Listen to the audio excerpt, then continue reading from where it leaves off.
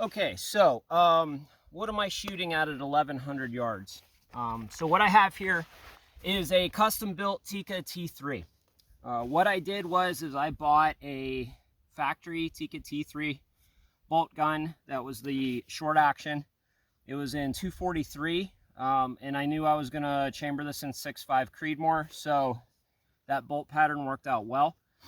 My nephew was going through gunsmith school at the time, and he needed to build guns out for his final project, so I had him rip that gun apart, mount it into this chassis, rebarrel it, mount the scope, paint it, and everything for one of his grades. So like I said, the receiver is a Tikka T3 action. The barrel is a Bartline 5R rifling barrel, stainless steel. I have it cut to 22 inches. Why 22 and not 24? Mostly because I built this when I was living in the Northeast US. 1,000 yards is an insanely long shot there, and you don't lose that much velocity from 22 to 24. I probably won't see much of a change until I get out to about 13 to 1500 meters, yards, whatever you want to call it. The chassis is a KRG X-Ray. I just had Duracoat put on it for this cool camo job.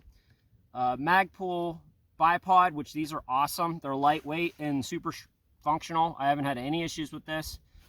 The scope is a Magpul a Leopold Mark IV 6.5 to 20 in MOA. I went MOA before I learned about long range shooting, thinking this would be easier.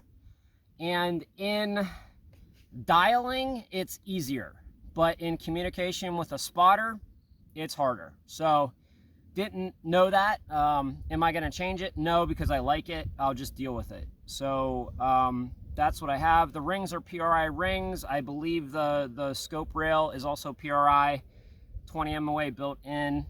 So overall, super happy with this build. This was before you could get factory guns for less than $2,000. You can get a gun just like this for like 1,600 bucks right now, and it'll shoot equally as well.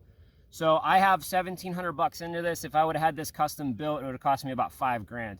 So I saved money at the time, but in today's dollars, you don't need to go custom anymore because they have so many good factory bolt guns out there, which is pretty awesome for the consumer. The only downside to the X-Ray chassis is it takes these AI mags, and these are expensive. So I can't use the polymer Magpul ones. That's the only downside to the X-Ray. Other than that, this thing is awesome. I'm super happy with building it, and hopefully I'm gonna stretch it out to about a mile soon, see if I can actually join that mile club on hitting a target.